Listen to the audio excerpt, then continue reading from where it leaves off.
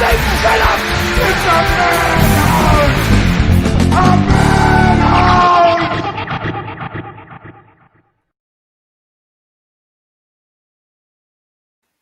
welcome to the Movie Madhouse. I'm Rob. Oh, wait a minute. We lost Jason's audio. Let me just kick him out and bring him back. Try again. Can you hear him, Gavin? You move your mouth, Jason, and I'll do your voice. Hi, Jason. Perfect. We got it. Go. This is going to be a long show if we do that. No, nothing. Oh, technology. It's one. Yeah. Oh, okay. He's going to just jump back in, but we'll be back. And anybody that watches our show should know our guest today. And I'll throw that banner up. There it is. Star Wars fan. That's me. I like your new intro. I feel like I'm on Entertainment Tonight now. There's been some upgrades since I last guested. There's a Can few. you hear me now? Yay, there we go. It's like you're on Verizon. I'm Jason. There we go. And James will be catching up with us. But he was delayed at work. So that's the only problem with scheduled times like this.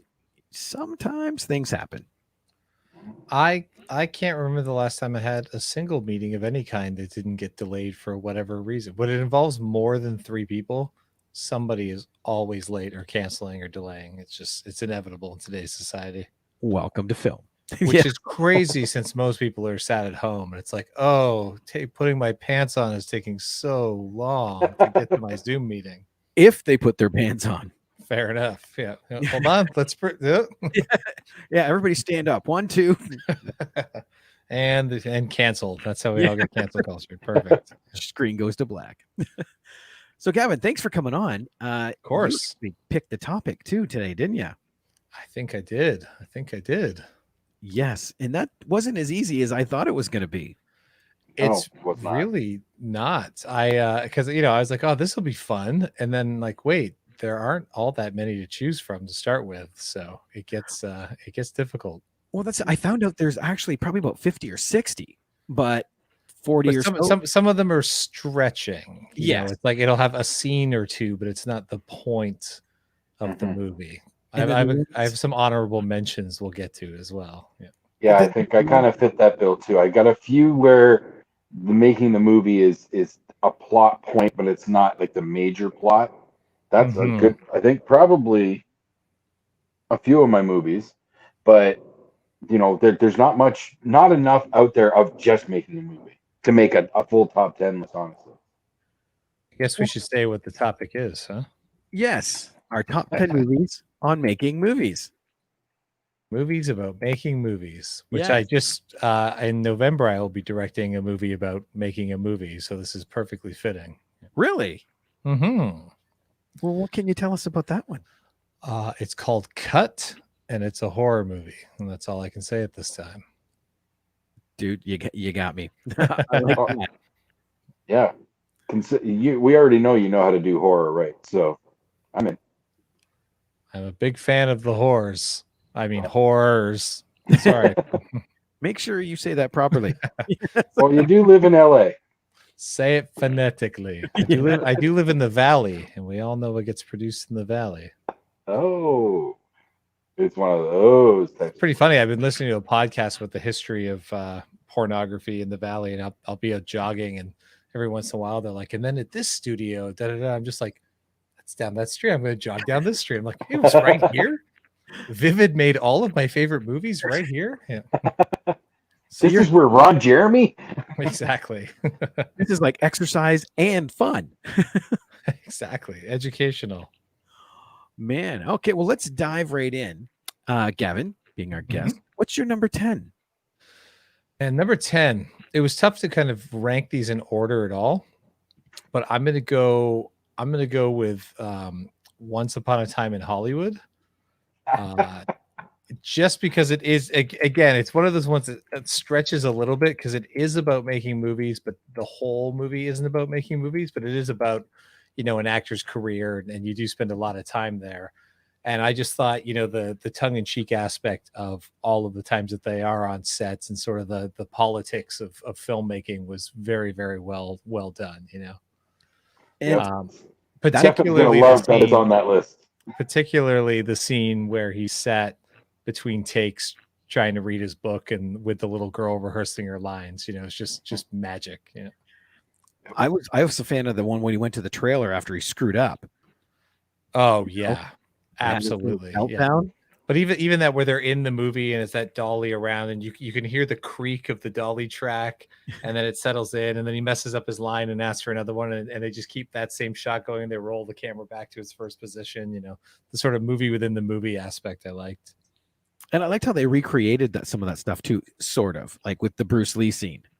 Yes, that kind of was cool. That's my number. Yeah. I have a debate about that because the Bruce Lee scene happens when Brad Pitt's character is up on the roof and he's like repairing something on his roof, Rick Dalton's, and it's after he's been like told there's no work or gets kicked out, and he thinks about that scene. I took it that was a fantasy, that he didn't actually kick Bruce Lee's ass because it's not possible. But most people think of it as a flashback. That's what I thought it was. They were talking about the time he got kicked off set. I took it as a flash. I need to watch the movie again because I took it as a flashback when it happened, which made more sense to me because I'm like, there's no way that the stunt guy's going to kick Bruce Lee's ass. It's just not going to happen. Yeah. But then again, it's a Tarantino movie where Hitler gets killed, and in other movies. So an alternate reality. There we go. Excellent. So Jason, number 10. My number 10 is a little known flick from 2013 called The Dirties. I talked about this on the podcast when it came out because it was the first film and one of very few films that was released through Kevin Smith's short-lived film project, like where he was going to release independent film. It was made by I believe up here in Canada, but in Northern Ontario or somewhere. It's Matt Johnson. Yeah. Okay. So it's about it's kind of a found footage film, I believe, about two boys that want to make a movie about a high school shooting, but the one kid who's always been picked on and whatnot, he ends up actually going over the edge and turns it into a real school shooting. Yeah, it had rave reviews. I personally never watched it because I was trying to get my school shooting movie off the ground, and at one point we had Kevin Smith very interested and very much in love with the project and trying to introduce me to a few people. And just sort of out of my own personal spite, I never watched Matt Johnson's film, even though I love Matt Johnson's Nirvana, the band, the show. He did an amazing Barry Lyndon music video, which if it's on YouTube, you got to watch it. And he's also responsible for Operation Avalanche. If you saw that, it was the faking of the moon landing mockumentary, like the found footage movie that he made. It's set in the 60s, and it's about how they got Kubrick involved to fake the moon landings. Very, very well done. So now I will. It's been long enough past that I will finally add The Dirties to my my list. Yeah, I really, really enjoyed that movie. It was to me, it was very raw, and that really, really adds a lot to the whole vibe of the film. Absolutely. I haven't seen that one. Yeah, I highly recommend it. I really, really like that movie. Okay. All right. James, number 10. All right, we skip him. My number 10, it was a Tim Robbins movie that I loved from 92 called The Player. Mm-hmm. Where that's in my honorable mentions. Yeah. Yes. I love that script. Right when it starts in the opening, right? He gets this death threat from a writer. And the first question he asks, he goes, which one? Because it's someone he's rejected. It's like, okay, which one? It's good because it's a film noir, like detective story, right? But we're on the other side of it where we, because he sort of accidentally kills the guy and is trying to cover it up. And it's all this mistaken. But I just, that famous, obviously is a fan of like the long take, one take thing, the whole opening shot in the parking lot as it follows around. But they're talking about, it's very meta because they're talking about the history of long shots like Touch of Evil and everything. And they're doing exactly what they talked about, and it is one of the best single takes ever pulled off in a movie. And it was so similar to A Touch of Evil too, because it followed the car through the parking lot. Yep. No? I watched that film only a couple months ago. I showed it to Sarah. Didn't hold up for her. She didn't have the same appreciation No. as I did, which happens a lot with older movies. Okay, number 9, Gavin. Number 9, I have Dolomite Is My Name. Nice. Those writers, the writers of that are going to come up again in my list. But they do a lot of like biopic filmmaking, and I just thought that had such a fun. The movie had the same spirit of the movies, like of the Dolomite movies. I had never heard of Rudy Ray Moore until one of my favorite YouTube channels, as for many film fans, is Red Letter Media. And those guys on Best of the Worst did a whole special on Rudy Ray Moore movies. And I had watched that not long before the Netflix film came out. And it was like, I mean, one, I'm a huge Eddie Murphy fan, so it's nice to see him in some quality content for a change. And then just there's so many things that like make me cringe, but at the same time I go like, oh, I've done that in my own like independent filmmaking. So it really is a good like tip of the hat to how independent films get made. And I just thought it was it's just breezy and easy and doesn't try to be too deep. And I just like that especially some of the scenes that they recreate are almost shot for shot from the original movies. That's what I liked about it too. Like honestly, it was my number 11. Okay. Yeah. So it was knocking on the door, but it was nice to see Eddie Murphy back on the screen because he had so many bombs that he just kind of disappeared. Yeah. I don't know. I mean, Norbit seemed like such a wonderful movie. Yeah. When he hosted Saturday Night Live, he was kind of promoting Dolomite, of course. And he said in his monologue, so why are you doing this? He goes, because I got 10 kids. I need the money. Amazing. But yeah, Dolomite was a fantastic movie. That's my number 5, actually. Okay. I really put it higher because I really, really love it. It quickly became one of my favorite Eddie Murphy movies because it's a great. It really shows his acting ability with what he pulled off there. Because I really forgot that was Eddie Murphy playing that role. Like he really went into it. So when an actor can make me forget who they are, I'm sold. Yeah, he was just he did. It's very much in that.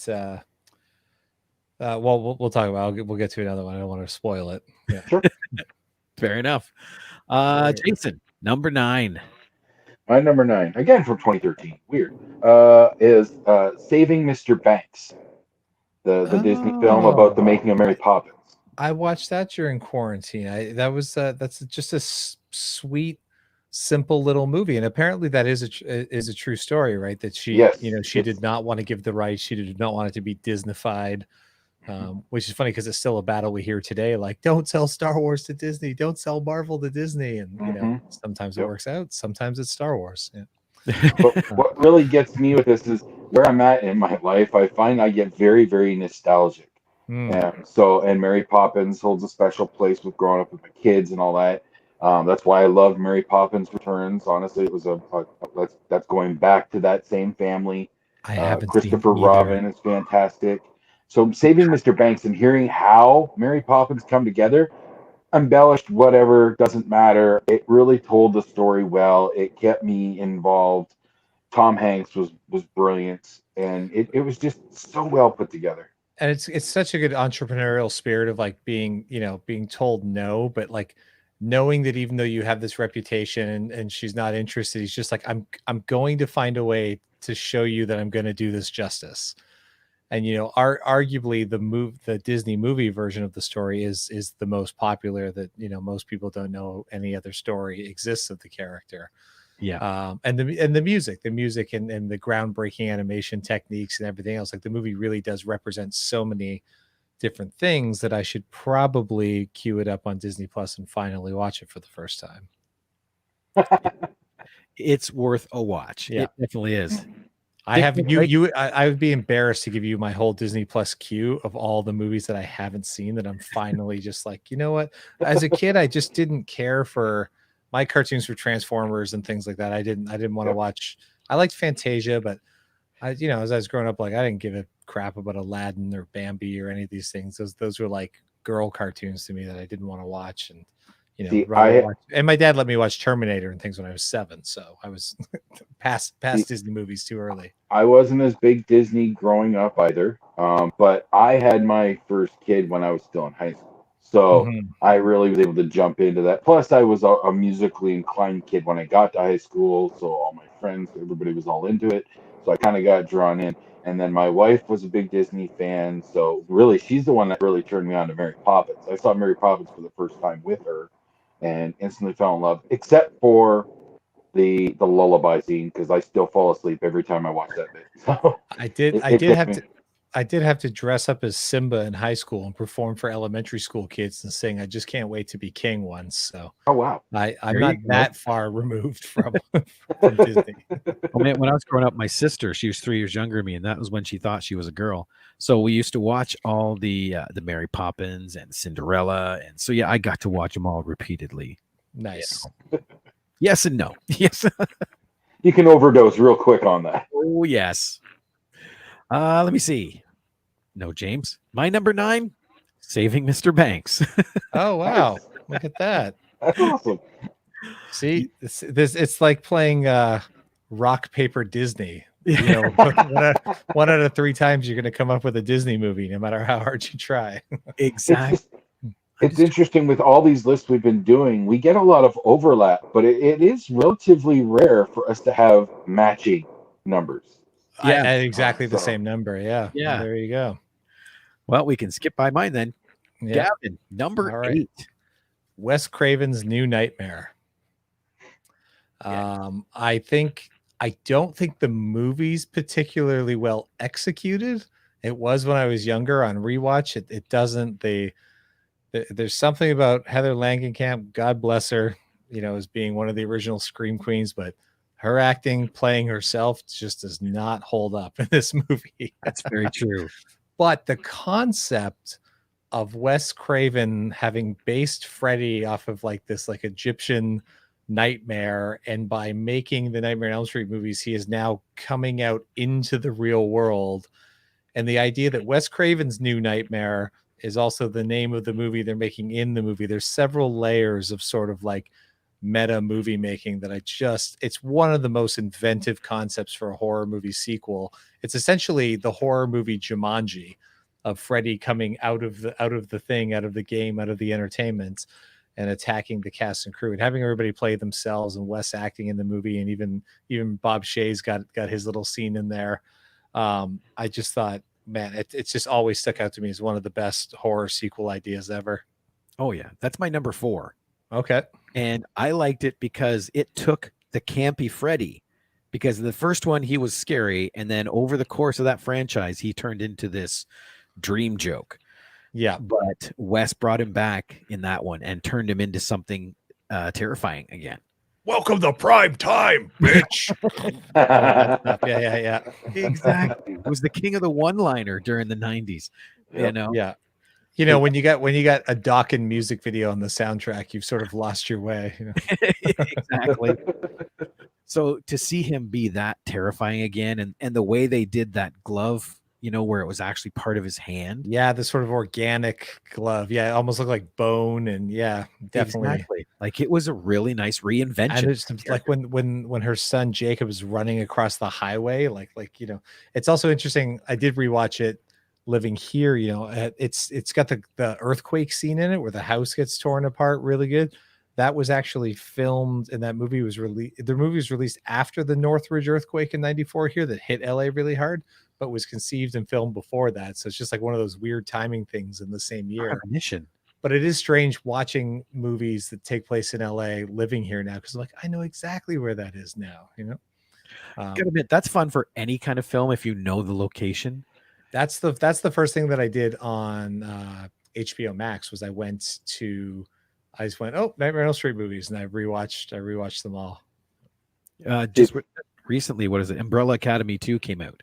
Yes. And watching that opening scene, it's that's Hamilton. Dude, I know. I walked down the street. I saw composer Adrian Ellis talk about watching this, being a fan of the show, but watching it, he's like, oh, there's so many places I recognize now. Yep. That's a few years back, my wife and I and another couple, we went to Chicago for a weekend, and we took a train in. So we came into Union Station. So as we got up into the main lobby of Union Station, I'm like, Untouchables. There's Oh yeah. the staircase from the Untouchables. So I go to the staircase, and my wife's taking my picture, and we're just about to take the shot, and a security guard comes over. What you doing? And I'm like, this is the staircase from Untouchables. I want to get my picture. And he's like, no, no, no, no. That staircase over there is the actual staircase. So I have a picture on the actual staircase at Union Station in Chicago. It's awesome. Thank Amazing. goodness that security guard was there. Yeah. Yeah. They should have a sign, damn it. You would have been living a lie. Yeah. Uh-huh. Exactly. They should have a plaque or something though to tell people. Fair. Yeah. Jason, number 8. My number 8. Now this gets into the making the movie is not the main center, but making movies is a part of it. It's called A Futile and Stupid Gesture from 2018.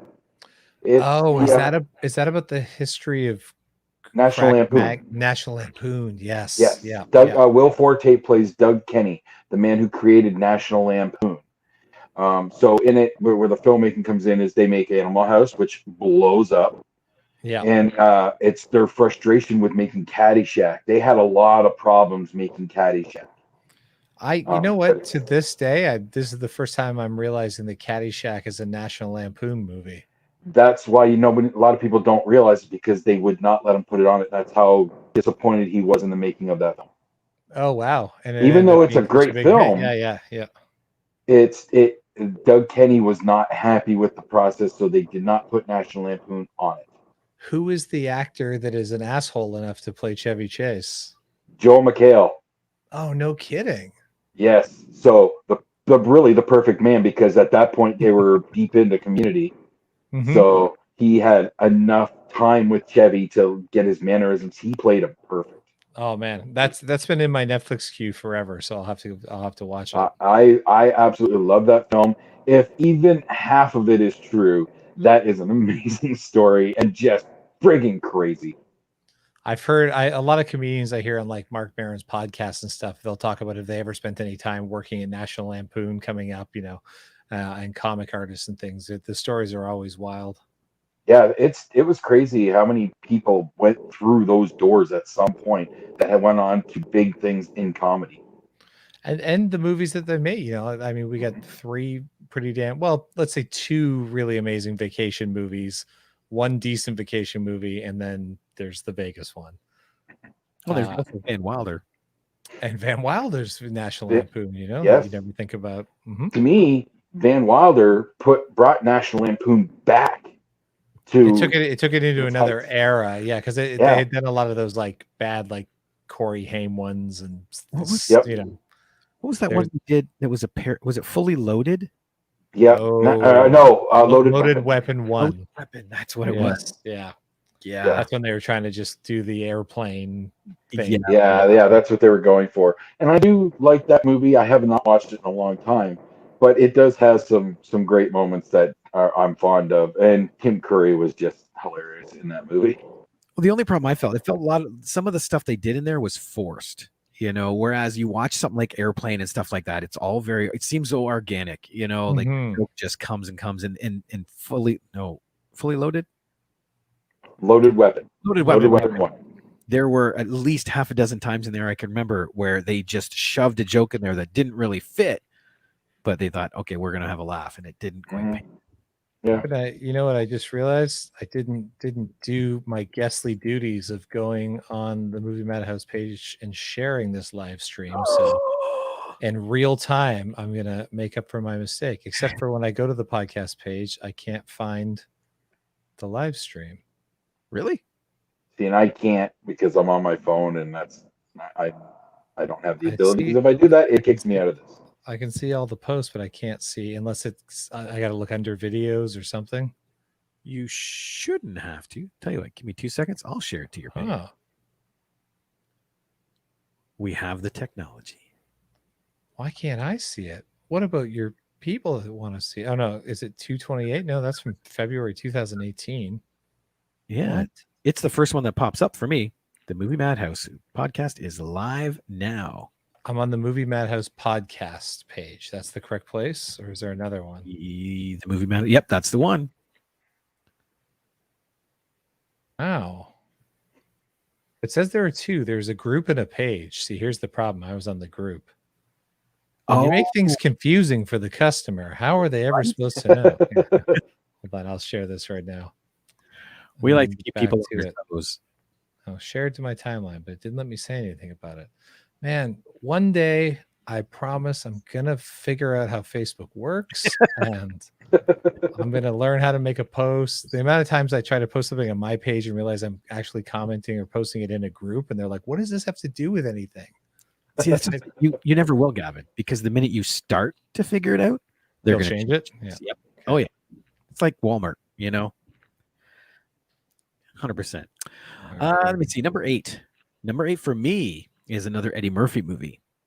1999's Bowfinger. That is on my list. That is my number 6. I have a blast watching this, thinking about casting and stuff like that. So when the main lead decides not to be in their film, they shoot around him without him knowing he's in the film. It's quite great. Yeah, because it's his twin brother that they cast in the role, and then they sort of do like candid camera events to make the real Eddie Murphy character think that he's being attacked by aliens or there's aliens coming after him. Just all the in jokes of like, we need a crew, and then they just back the van up to the Mexican border, in California, and just just take whoever's coming across the border and just like train them. But what I like about that is that these immigrant workers are like, they're sitting around the edit room and they're like really getting into a discussion of cinema. Like they've actually become better filmmakers than Steve Martin's Bowfinger himself. I've never actually watched. Is that not directed by Frank Oz? Oh, yes, it is. I think. Oh, I just put it away. The Blu-ray was sat on my shelf up till about a week ago. As I've been writing this movie about making movies, I went back and watched several of these, and that was high on the list. Mostly because I like to, if I have an idea where people have done something similar, I like to try to go back and make sure I don't steal any ideas. Yeah. Or you do a very nice homage. Yeah. I don't want to Cartman the joke where everything's suddenly mine, Okay, so that makes it number 7. So Gavin. I guess what we'll have to do is when we get to ones that have already been said, we'll have to sub in from our honorable mentions into our list. Sure. If people have had repeats. Yeah. Number 7 for me is Shadow of the Vampire. If you've ever seen that with Willem Dafoe and why can't I remember his name? He's in John Malkovich. Yeah. John Malkovich plays. It's set way back in the day when the original Nosferatu was being filmed. So it's on the set of this classic vampire movie. But what John Malkovich hasn't told the cast and crew is that Willem Dafoe as the Nosferatu character is a real vampire. So he's sort of like occasionally feeding on the cast and crew. So it's this weird sort of like part going back and looking at the making of this movie, like this nostalgia piece, but then with this, like, I call it like the Forrest Gump twist where they put the like, what if Forrest Gump like invested in Apple, and they just kind of change the timeline, the alternate timeline. Very, very smart, very funny, very underappreciated movies. I feel that's like late 90s or 2000. Early 2000. Yeah. Yeah. I haven't seen it in a long time, but when I was making this list, I went, you know what? That's a good one I haven't seen. Oh, it is. And that's my number 6, like I said, and I love it because Nosferatu is like my favorite vampire movie. Have you seen the one that Werner Herzog made as well? The 70s version? Yeah. I did. I liked it. But that original, it just holds a place. It's cheesy to get out nowadays compared to what we have. But you have to look at it through the lens of what they had to create it with, and how groundbreaking it is at the time. But see, the copy I have, I got a DVD, and the soundtrack is by Typo Negative. So, oh boy, what? Yeah, it's quite the combo. How? That doesn't make any sense to me. Yeah. It's one day when you're back up here, let me know. Yeah. That's a screening I want to be at. Yeah. What were we at? Oh, number 7. Jason. I was looking at my number 6 going, are we at 6 already? So in preparing for this list, I as I do with all the lists, I just start with going on like Wikipedia, getting a list of films in this topic, Mm. and then and making a You list guys of are way I've seen smarter than this. me. I should have done that. I do homework for this. So I make a list of okay, I've seen this one, I've seen this one, I have not seen this, I have not seen this kind of thing. So there are two films on my list that I just watched for the first time within the last week. And this one here, actually, I just watched today, and it made my list because it was really good. The Life Aquatic with Steve Zissou Oh. from 2004, Wes Anderson movie. I've never finished that movie because I bought it on DVD and the DVD skipped, and I just never got around to returning it and getting another copy, and I just never watched it. I really really liked it. It's Wes Anderson, so if when you're familiar with Wes Anderson's work, you Mm-hmm. know you're getting something that's going to be a little weird and a little different, but it's gonna have some really off kilter humor, but not a lot that's just slapsticking in your face. He kind Might of be sneaks one of the my jokes in. one of my top 10 just regular movies of all time is Rushmore. So like huge Wes Anderson fan. So I do need to go back and with Jason Schwartzman, like set at the Yeah. private high school. Mhm. Yeah. Yep. Bill Murray, one of Bill Murray's finest performances, is the sort of Well, bored billionaire. I'll take Bill Murray in anything. Mm-hmm. So, and he was fantastic in this movie. Owen Wilson killed it. Uh, Willem Dafoe is fantastic in this movie, and it was a lot of fun about a Steve Zissou's like a Jacques Cousteau type character, kind of doing an homage to Cousteau. There's a lot of little homages to Cousteau throughout the film, And are they and making a documentary about him, or is he making his documentary about the ocean? the movie starts with him making like he's already an established documentary like underwater documentary expert.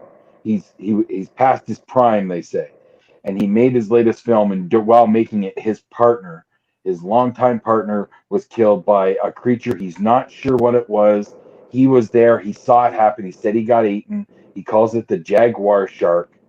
No one's ever seen this thing, but he did manage to tag it, but it killed his friend. So Okay. and they made a movie of when like the opening of the film is them revealing this first part of this movie when that happened. So now they're trying to get the funding and everything to go off and find this shark, prove that it exists, and he wants to get revenge. He wants to kill the shark. Okay. And Owen Wilson comes in as a Bit of man a who might Moby be Dick. his son, and it Bit of like it's a Moby Dick parallel a little bit then. yeah, a little bit of Moby Dick in there. Jeff Goldblum is fantastic as kind of the occupational rival to Okay. Bill Murray's character, but he's way more successful. So he plays a very smug, arrogant prick throughout the movie.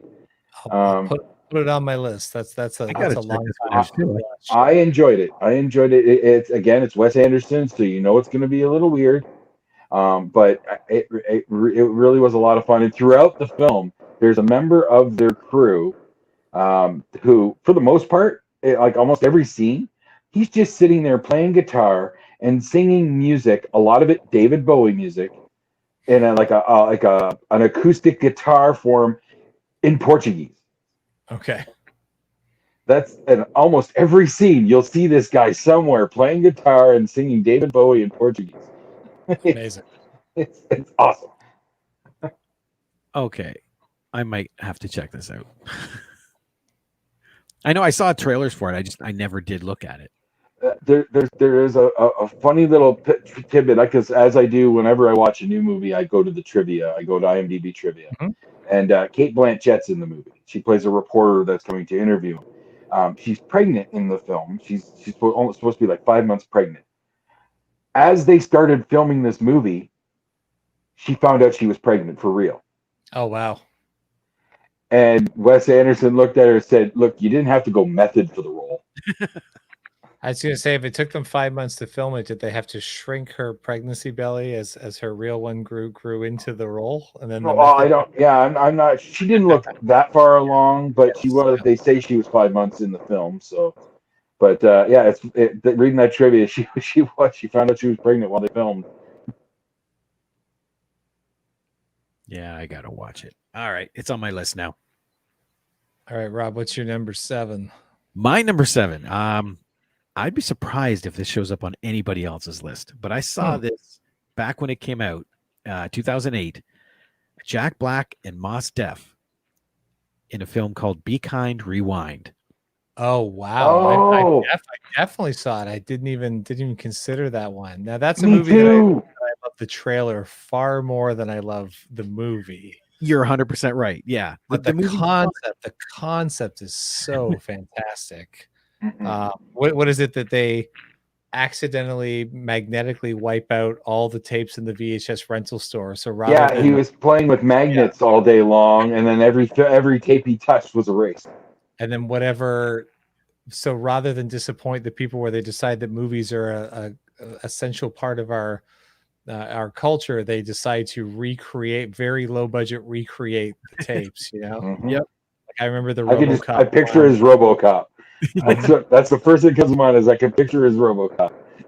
When you're walking down the street, you see a little ghost. Ghostbusters. Yeah. I don't think that's how the song goes. So what do they call it? They call it sweeting, right? Like when they make their version of the movie, they call it sweeting. And there's a version, you have to watch this on YouTube. Michel Gondry, who directed the movie, who's like, a madman in his own right for music videos and films, made a trailer where he sweeted the trailer for Be Kind, Rewind. So there's a version of the trailer that exists where Michel Gondry is playing all of the characters, shooting it with a camcorder in the same style that they recreate the movie. So he's playing Jack Black, like he has his little glasses and everything. He plays all the characters. So it's a sweeted version of the sweeted movie. It's outstanding. Yeah, you I'm have looking to. that up. Don't they make Slimer out of like some like shiny crinkle paper and a green flashlight like underneath it, like running down the hall? Yeah. That's a good I one. think so. Yeah, that sounds vaguely familiar. That's just it. It's a fun watch. Like you said, it's not the trailer is much better than the film, but it's still kind of fun to watch the different movies they parody. It might be an interesting rewatch because sometimes I watch movies and I don't appreciate them right away because they're almost too weird. But then like on a couple rewatches, you're like, okay, now I get what they were going for. Yeah. Yeah. That is my number. Where were we? 7? Yes. Number 6. Well, we got your number 6, didn't we, Gavin? It was Bowfinger, so I'll pull from my honorable mention list and go with a movie called Man Bites Dog. It's a French film from, I want to say, the early 90s or mid 90s. It's a found footage movie, but it's basically about a serial killer who allows a documentary crew to come along with him and make a documentary about his serial killing. And other than maybe like Cannibal Holocaust, it's sort of the first, like it's pre-Blair Witch, so it's before. I just watched this recently as research on a project that I was discussing with a producer. I had always heard the title, but never watched it. 1992 was the film. It's in the Criterion Collection. A Belgian black comedy, they call it, a mockumentary. So not exactly a film about making films, but they are making this bizarre documentary where he just allows them full access. Like, come in, I'm going to show you how I like tell an old lady that I'm a service worker, and then ask her for a glass of water, and then chat her up, and then I'll just randomly murder her, and you guys can film the whole thing. So it's very, very, very dark. Never heard of that. But a good watch. That's why it's in my honorable mentions list. But I had to bump it because you took Bowfinger from me. I did. And now I'm desperately trying to remember the one that I watched just recently with the same premise. Oh, no kidding. It's about a documentary crew following a serial killer until they tick him off. And then they now realize that he's going to kill them. And the end of it just disintegrates into chaos. Oh, my God. Vernon somebody. Oh, my God. What is that called? Okay, I'm going to think about that. Yeah. But yeah, Man Bites Dog. I've never heard of that. No. This is the other thing I love about these top 10 lists. I find it about movies I never knew. Yeah. You Yeah, know? I've gone back and visited some films that I've missed over the years. Oh, but you're talking about Behind the Mask, The Rise of Leslie Vernon. Leslie Vernon, there it is. That's that poster is way cooler than that movie. It's fun at the end. That's the part I like. That's all I'll say about that. When he finally turns on him. That's the fun part. Yeah. Okay. So that was number 6. Jason. My number 6 from 1999, American Movie. Oh, but It's that actually, oh yeah, I guess it is. Yeah, it is. It's a true story. It's a documentary, but they're definitely making a movie in that movie. yes, yeah. I don't remember a whole lot of it, but I do remember how it really felt genuine for a first-time struggling independent filmmaker, just making all the mistakes. The first time I saw American Movie, I thought it was a mockumentary because it came out not long before Fubar and Waiting for Guffman was big at the time, Best in Show, and I thought this is hilarious. And then it was like 6 months later, my friend Mike, who's a film producer, said we were talking about it. I said, "Man, that's a hilarious mockumentary." He says, "No, that's a documentary." Because I saw that premiere at TIFF, and he's like, "That Mark Beauchamp, that's a real person." And then the movie got very sad for me, and I rewatched it. I have seen American Movie easily, like Disaster Artist is kind of like it's he's not far off from Tommy Wiseau, like in terms of his delusion of what he's able to do, and it's just such a beautifully sad movie. And that documentary filmmaker whose name I forget, I want to say Chris Smith, but he went on to did the Andy and Me, or Jim and Andy documentary about Andy Kaufman and Jim Carrey for Netflix. Okay. But American Movie they're making it's Coven, but it's spelt Coven, so everybody thinks it's it's like oven. It should be pronounced. But it really does feel kind of every character in that movie is so hard to believe is a real human being. Like they're just so fantastic. Like his best friend Mike, the one who's sort of like fried but is a brilliant musician, and there's a bit where they need him to scream like a woman, and he gives like the best movie scream of all time, and they're like, but I remember he's usually this little quiet guy that he's almost like Milton in Office Space, where he just barely says anything, and then lets out this blood curdling scream. But it is a real triumph that, like, if doesn't he like end up giving his uncle a bath while he's just trying to like convince him to invest in his movie, like his poor old like 90-something-year-old uncle, and he's trying to convince him to give him money, and he's just that like sounds very familiar.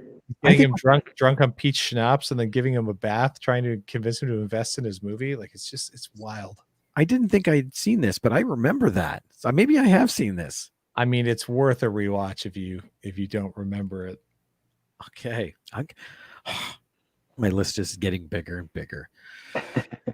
My number 6, we already talked about Shadow of the Vampire. So my honorable mention would have been Behind the Mask. Nice. So we'll go on to number 5. Gavin. Number 5 for me is State and Maine. If you've ever seen it, it's a 2000 movie. It's David Mamet wrote and directed. Everyone's in it. It's like Sarah Jessica Parker, Alec Baldwin are the stars. Have Philip Seymour Hoffman in it. Julia Stiles, is that her name? But basically, From Save the Last Dance. Yes. Yeah, Julia Stiles. It's essentially, a crew having to leave their location because something doesn't work out and going to this small town in Vermont to finish making the movie. So everything's about trying to finish this movie and all the hijinks and the politics of on set and the actors. And it's a very, very tongue-in-cheek style comedy. Feels like a lot of Mamet material. Feels very much like a play put on film. But I remember seeing that in the theater. I haven't seen it since 2000. I just remember like very much still when I lived in Windsor, Ontario, and was obsessed with anything about making movies. It really, really resonated with me. What was it called again? State and Maine. State and Maine. Oh, okay. Oh, yes, I have seen that one. Okay. For some reason, I thought you said Staten, Maine. Staten, Maine. That's my the working title of my next film. It's about the making of Staten, Maine. Yeah. Yeah, see, this is how things happen. Yeah. Let me see here. Ballin just typed in too. My favorite making movies film is Bullets Over Broadway. That's a good one. That is a very, very good one. I forgot about that one. Are they making a movie or are they making a Broadway play? It's a play. Yeah. Okay. So yeah, I guess technically it's not a movie. That's true. Yeah, see, You're see, fired. I almost included the producers, but no, that's all Yeah. stage. So Yeah. It's good. No, I mean, but it's all in that same spirit of like just because it's always a ragtag bunch of people. Here's the question though. They rarely make movies about making good movies. It's always about bad movies that they're making. Especially with like biopics. You see like the Disaster artist. things like that, but you never see like here's the making of David Lean's Lawrence of Arabia. It's like I guess there's no story in there. All the drama and comedy comes out of these sort of failed attempts. Of The Force Awakens, the good movies. Yeah. Yep. Pluck the cord there. Hey, that's just I get it. It's the best, most expensive item at Applebee's. You can eat it and be happy, but you just know there's something better out there. Exactly. Let me see. Jason, yours was Dolomite. Dolomite. And so we already talked about that. So the only honorable mention I have left, because we already mentioned Once Upon a Time Once Upon a Time in Hollywood, is Get Shorty from 1995. Oh, yes. Oh yeah, that's in my as well. Yeah. Well, it's not about making the film. It really becomes about them making a film at the end. It's such a brilliant concept. That's an Elmore Leonard book, right? I think that was his name. Yeah. And James Gandolfini is in that with like a long ponytail. He plays like the bodyguard that's bodyguard to Ving Rhames. No, Delroy Lindo. Yeah, and he gives him that. I mean, the cast of that movie is amazing, like Danny DeVito and Rene Russo. But just the whole idea that this, mobster essentially goes out to LA to collect from the Shylock and then ends up, becoming a Hollywood producer. It's such a good. He gets the idea for the guy he's after, trying to get the money. He wants to turn that into a movie. Yeah, exactly. Was it? That was Travolta. And Gene Hackman. Gene Hackman too, yeah. Yep.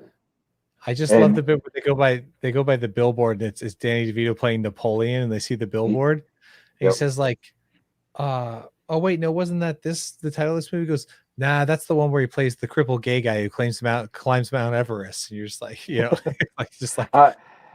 there's so much about that movie that I just love and I could probably quote. But the one scene that comes to mind is when they talk about Danny DeVito's character having lunch with a woman. I can't remember who was playing her, and they would be at this patio restaurant. He would have to sit on one side of the table so he could look at himself on the billboard, and she had to be on the other side so that the sun was facing her, so she had to wear her sunglasses. Amazing. They sat that way every time for those reasons. It doesn't sound out of character for Los Angeles. Yeah. No, not at all. Okay, so number 4. Oh wait, my number 5. Once Upon a Time in Hollywood. We already talked about that one. Gavin, number 4. Number 4 for me is Adaptation, the Spike Jonze movie. There was his follow-up to Being John Malkovich, Oscar-winning movie for I think it might have won Best Screenplay, but I know it won Best Supporting Actor for Chris Cooper. So Charlie Kaufman, who wrote Being John Malkovich and now is writing and directing his own movies, Charlie Kaufman wrote a movie where Nicolas Cage plays Charlie Kaufman, who imagines having a twin brother. And so the movie is written by a real person named Charlie Kaufman about Charlie Kaufman writing himself into a movie. So he writes himself into a movie, writing himself into a movie. But there's a lot of it going into the making of Being John Malkovich. So it comes full circle, like into his own life. It's impossible to summarize. It is just an absolutely fantastic movie. This sounds like Deadpool's 16 wall break. It's 2002. Let's see if I can find the. We're at our number ones already, James. You're so late. Well, So seriously, here's No. the official log. Here's the official log line. The film stars Nicolas Cage as Charlie Kaufman and his fictional twin brother Donald, Meryl Streep as Susan Orlean, and Chris Cooper as John LaRoche. Is based on a 1998 nonfiction book called The Orchid Thief. it's very nearly made my list. Yeah, and Kaufman's experience attempting to adapt the book into a screenplay while suffering from writer's block. It did win Oscars, I believe. Charlie Kaufman won Best Original Screenplay Yes, because he had a very awkward acceptance speech. and it won Best Supporting Actor for Chris Cooper, and it won 2 Golden Globes as well for Supporting Actor and Supporting Actress for Meryl Streep. I have not, and I think I know why I didn't see it now. I'm very anti-Oscars. Look at your No, when did this ever come up? look at your beautiful young people fucking poster in the background. I haven't thought about that movie in some time. That has got to be the best title to ever come out of Canada for any movie. As well as one of the best movies to come out of Canada. Yeah, it's fantastic. It's got that. It fits right in that kind of like Clerks, vibe of just like we had nothing, so we got all these characters, and we're just gonna like shoot in our apartments and get a movie made. It's fantastic. It's Canada's answer to 4 Rooms. It's known as YPF, I believe, on most streaming services. Yeah, I managed to find a US DVD, and it's YPF unrated, which is just that. Yeah, awesome. Yeah, which is just that. Balance says, I like the new haircut, James. Well, thank you. Hopefully I'm saying his name right. We were talking about making movies about good movies. Mike came up and said there is a movie about Orson Welles making Citizen Kane, but he can't remember the title. Oh, it's RKO 280? Is the one with Liev Schreiber? Yes. Yeah, I think that I have not seen it, but I've also never seen Citizen Kane. Please, movie gods, don't hit me with lightning. But I have the Criterion set sat under my television in my living room. Unpopular opinion, you're not missing much. Oh, but for the time, I'm sure it's wonderful.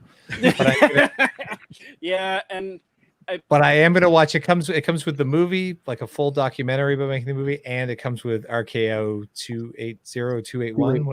Yeah. So I'm gonna one day when I have time do them back to back. Okay, Jason, number 4. My number 4 from 1994, Ed Wood. That is my number 1. That is my absolute. I'm not surprised, and I honestly thought about putting it higher, but the other films that are there, they hold me better. But I love Ed Wood. Like, I still haven't got around to watching this one. I've had it for years. What? It's my number 3. See, Ed Wood for me is in my like top 5 movies of all time. I have seen Ed Wood almost as many times as I've seen like Braveheart and Shawshank Redemption. I love Ed Wood. Oh wow. It is the last great Tim Burton movie. Ooh, that's some big words. After that, it was Sleepy Hollow, and you're like, yeah, it's good. And then it starts slipping into the Alice in Wonderlands and the Big Apes and Big Eyes. And so earlier I said when I brought up Dolomite, it's the same writers as Ed Wood. I've heard that's fantastic. I've heard that Eddie Murphy just puts on a clinic in that one. He's great. So these writers, whose names I always forget, it's a duo, but they wrote Ed Wood. They also wrote People versus Larry Flint. They wrote Man in the Moon. They wrote Dolomite.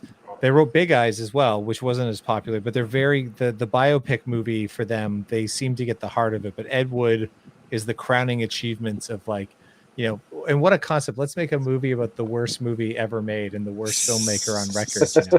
And like when I watch Disaster Artist, I always think, oh, this is just kind of like the new generation's version of Ed Wood. A lot of it felt like Ed Wood, but Ed Wood has a lot more heart, and Johnny Depp slays it in that movie. And it did win it won an Oscar for Martin Landau playing Bela Lugosi. Yes. And there's a couple quotes from that movie that get used on every one of my movie sets all the time, where it's just there's one point where he's just drunk and tired in the middle of the night because Bela Lugosi at this point in his career is completely washed up, and what's his line? Says, let's shoot this fucker. We use that all just use that all the time on set, you know. Well, it's Larry Karaszewski and Scott Alexander. Yes. Those are the writers. Well, they know what they're doing. Yeah, that movie's just fantastic for anybody who doesn't. It's a weird movie. It's not for everybody. It's, you know, it's black and white. It's again, Bill Murray has that amazing, he plays their friend Bunny, and there's the scene where they all have to get baptized because they're trying to convince this church to pay for their horror movie, so they all agree to get baptized first. And Bill Murray, who's clearly out of the closet, he's sitting there in the pool. He's got his hands and says, "Do you accept Jesus Christ as your Lord and Savior and reject Satan?" He just goes, "Sure." It's just gold. George the Animal Steel too is Tor Johnson. That's right. Oh yeah. Yes, that's, like I said, that's my number 3. You said that's your number 1, Gavin? Number, because it's in my top 5 movies of all time, and I think it's the best movie about making movies. Yeah. Okay, and now that he's finally back, James, you're number 4. We'll catch your other 6 in a second. Oh, okay. My number 4 is The Disaster Artist. Yeah. Okay. It was great. I mean, you can't.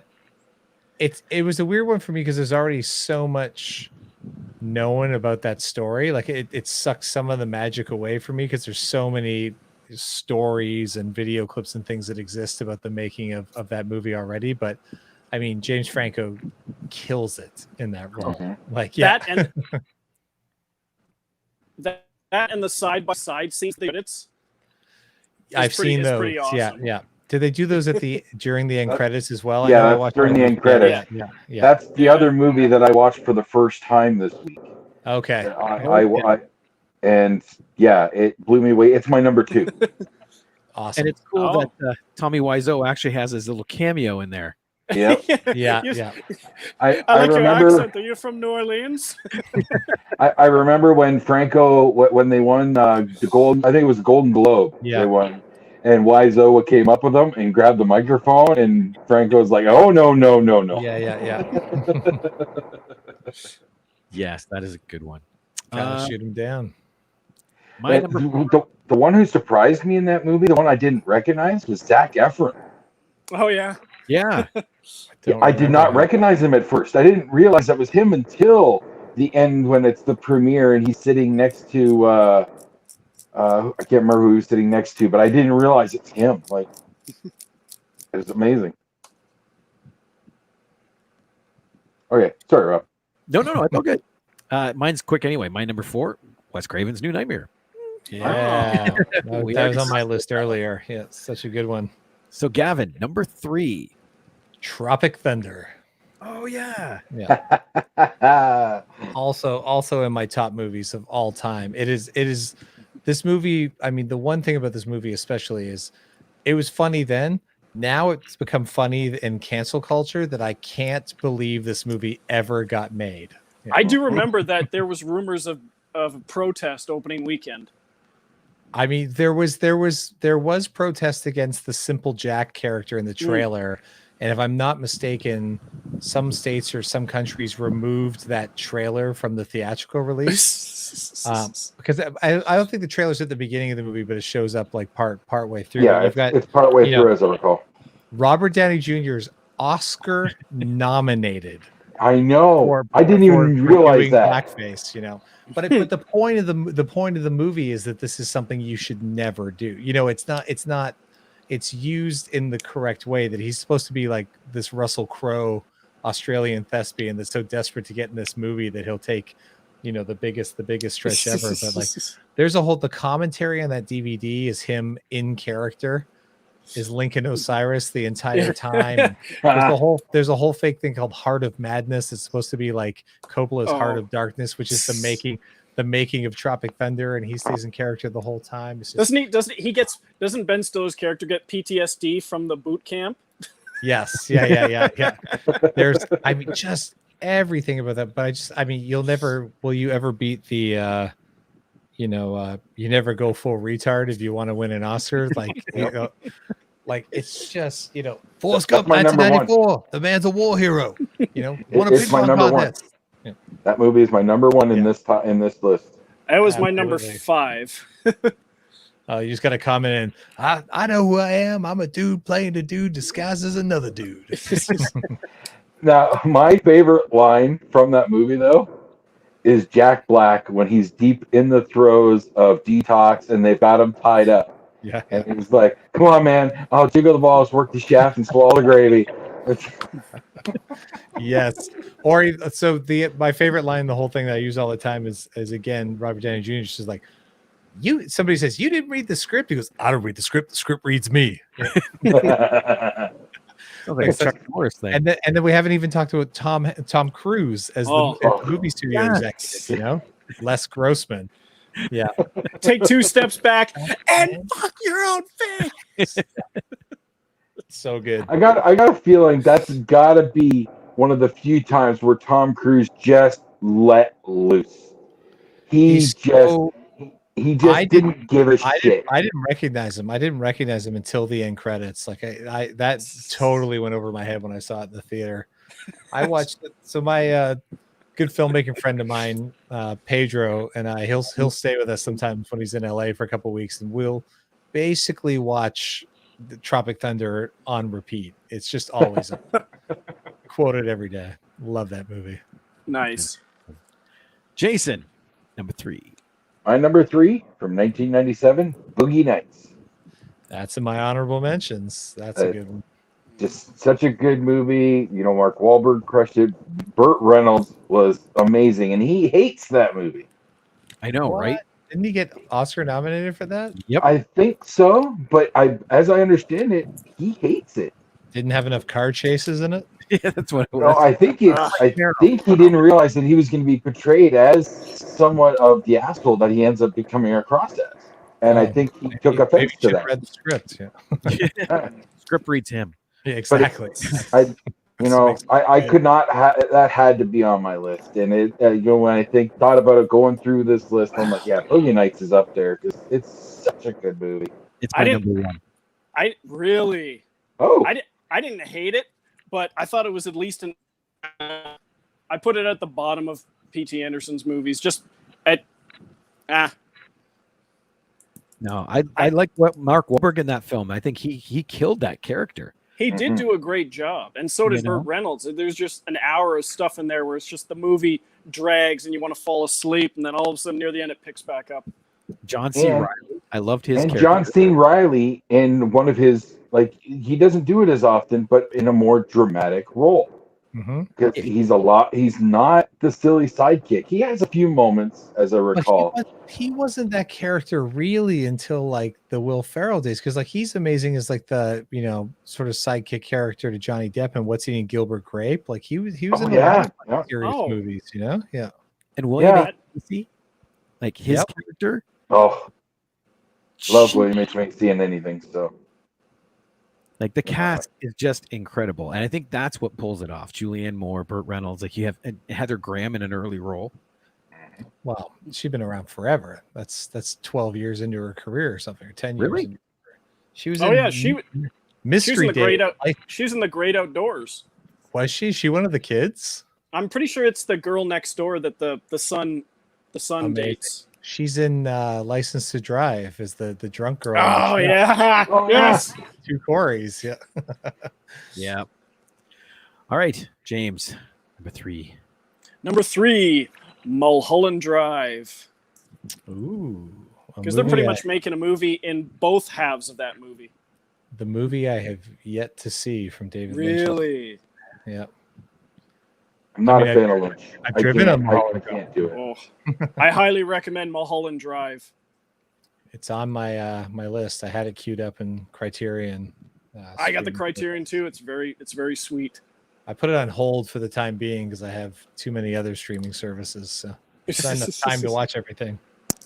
I got to admit, we were talking about this the other day. I can't remember who was talking about the streaming services have become the new cable bundles. Because that's exactly it. Yeah, you used to get nickel and dime on cable bundles.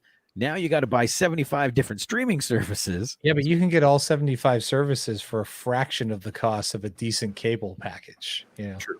And it comes with far more. Yeah. Yeah. Yeah. Well, my number 3 is easy on this one. Ed Wood. 94. Heard of it. So we get to jump to number 2, Gavin. Little known movie, but well loved by me is Living in Oblivion.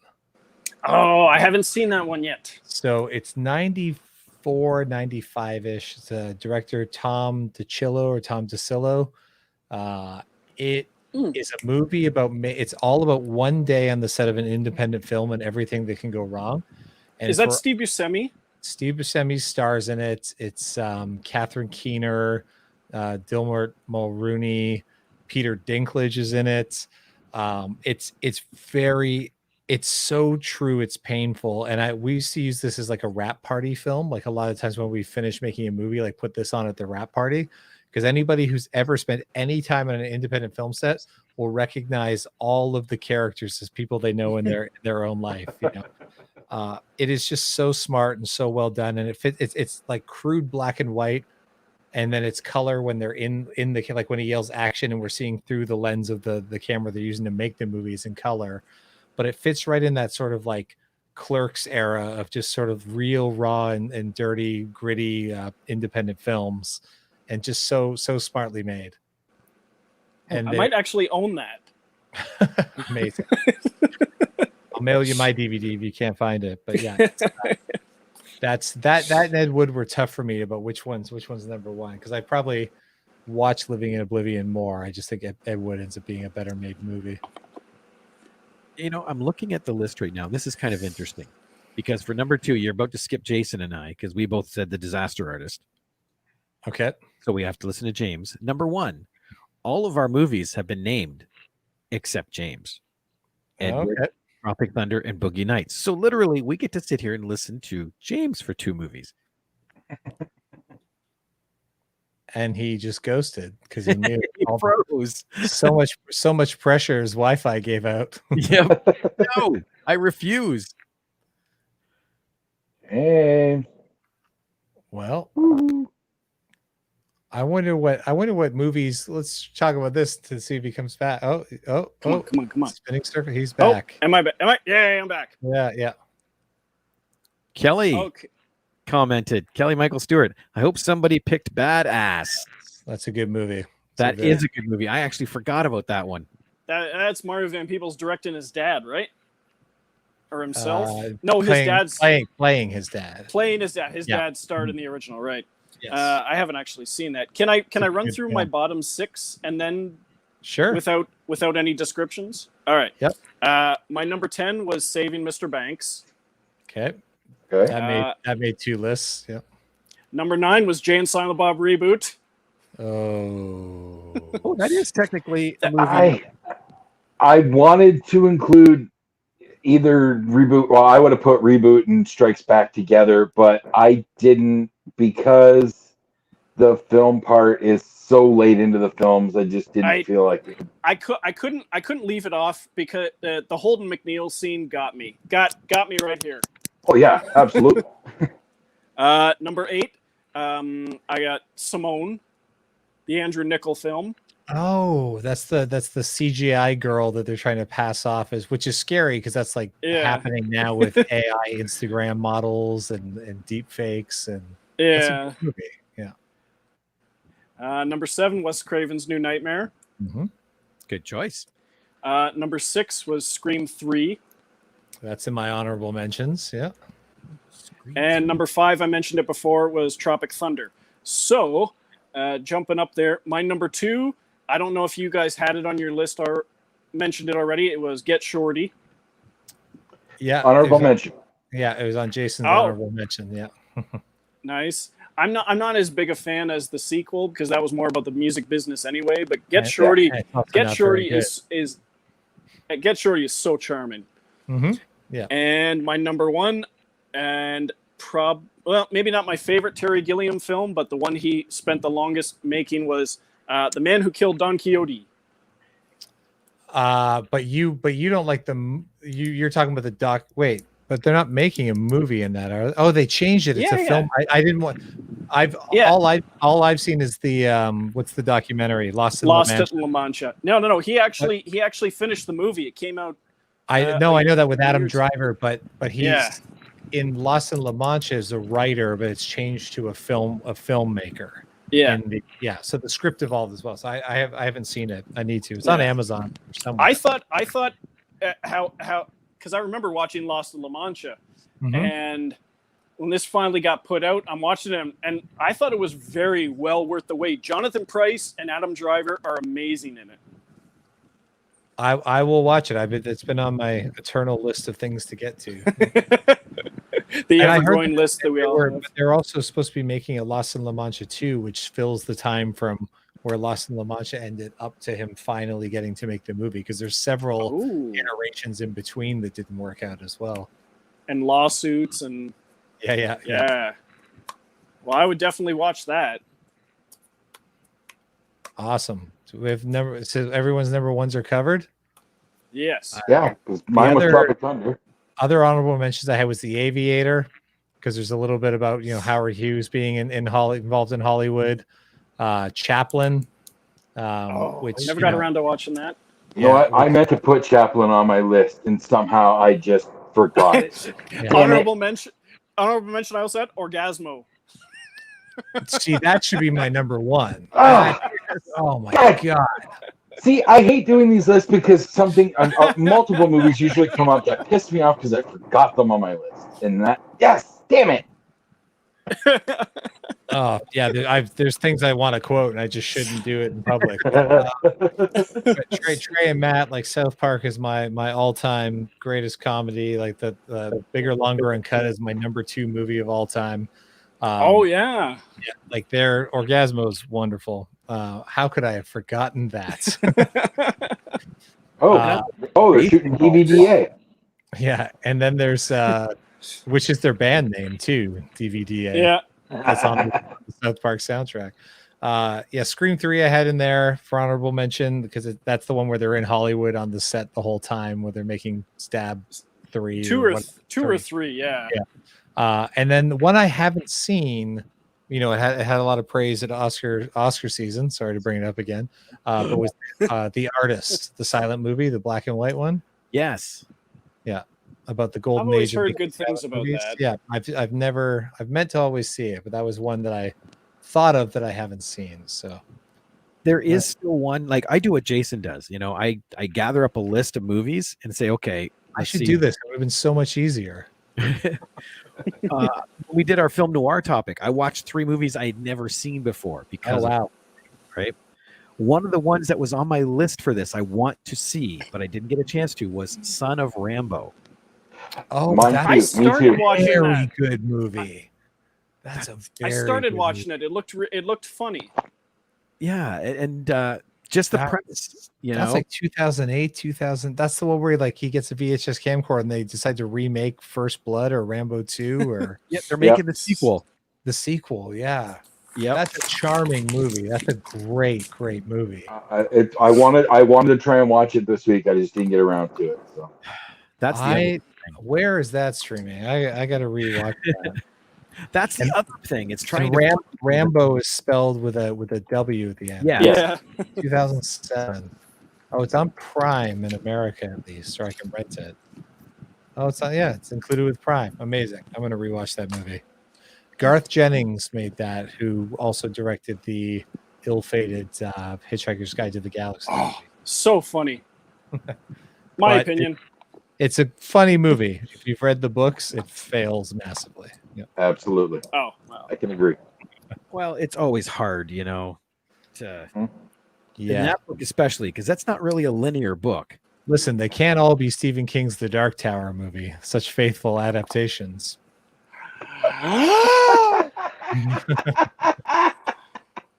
I know I'm alone in loving that movie. I know. I will never watch it.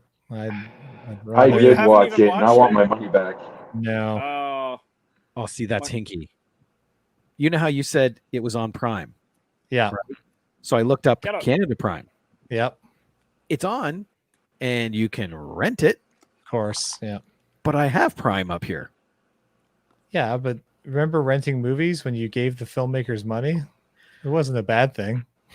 Oh no, it's just interesting that it's on yours, but not It's on. all region. A lot of it's tied to how that will all even out, like what's on Netflix, what isn't, like what's on Disney Plus, what isn't, like that will all even out now that all the studios, because there was even like Peacock launched and Jurassic Park was there, and then 3 days later it wasn't. Now it's on Netflix. I'm just like, it's all about like long-term rights deals that studios made. And now they're trying to do their own streaming platforms. Like Warner Brothers has so many of its own movies missing, and you're like, why? Yeah. See, HBO Max. Yeah, sorry. HBO Max opens with all the Harry Potter movies, yanks them off there, and they're going to Peacock.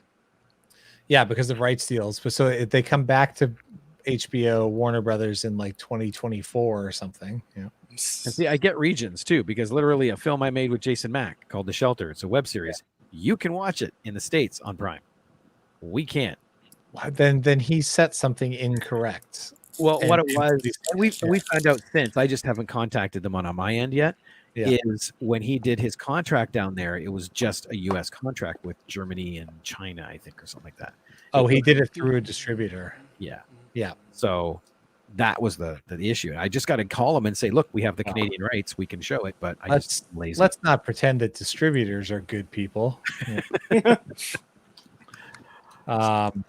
Okay. I don't know if you saw my post today of the Scarehouse special editions that we had put out. Yeah.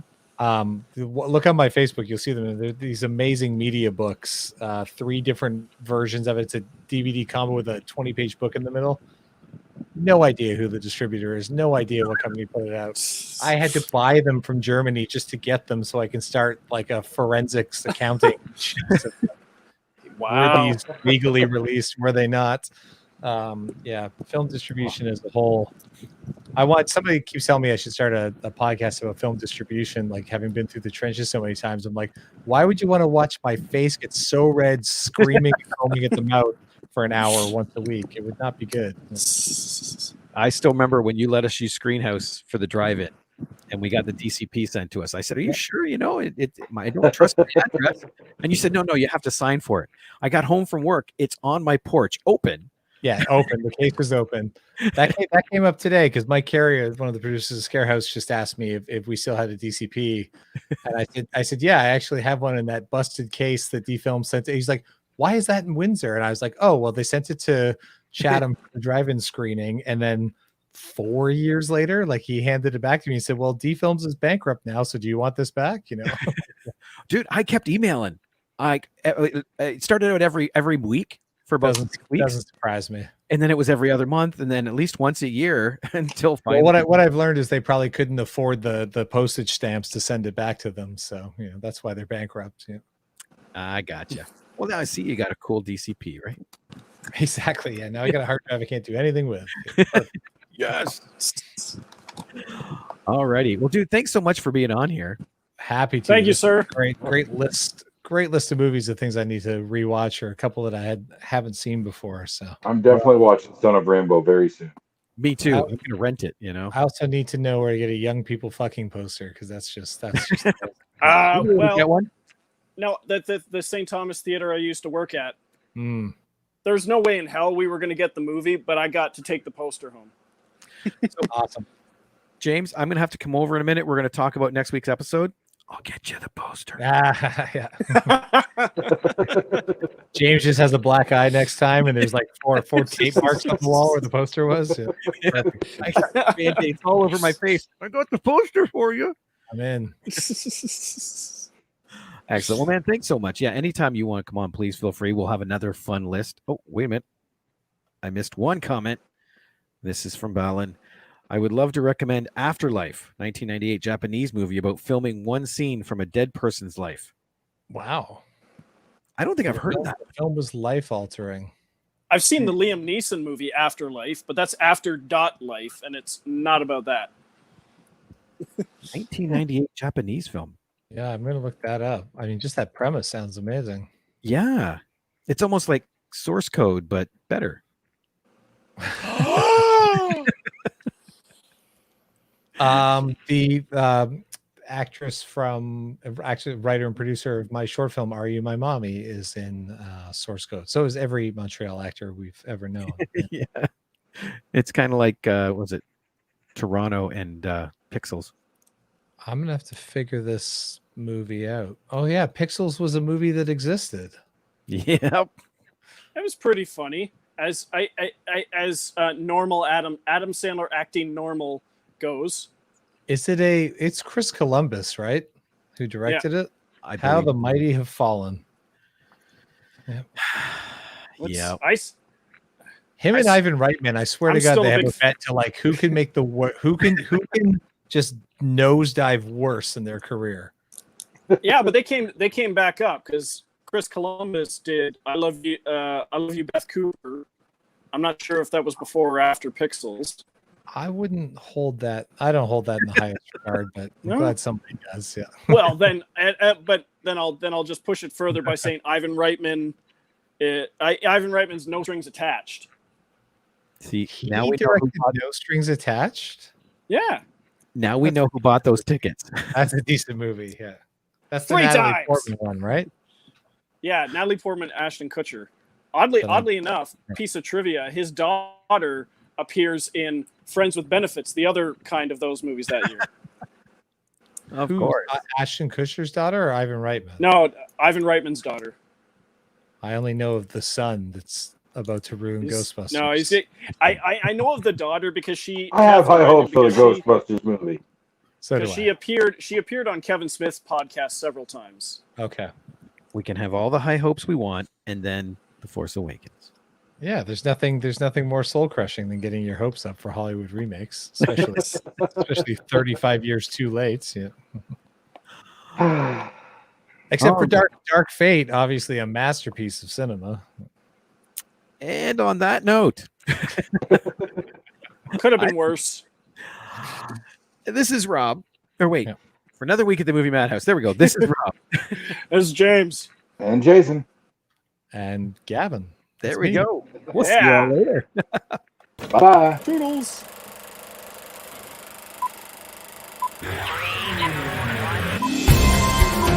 I say shut up! It's a man!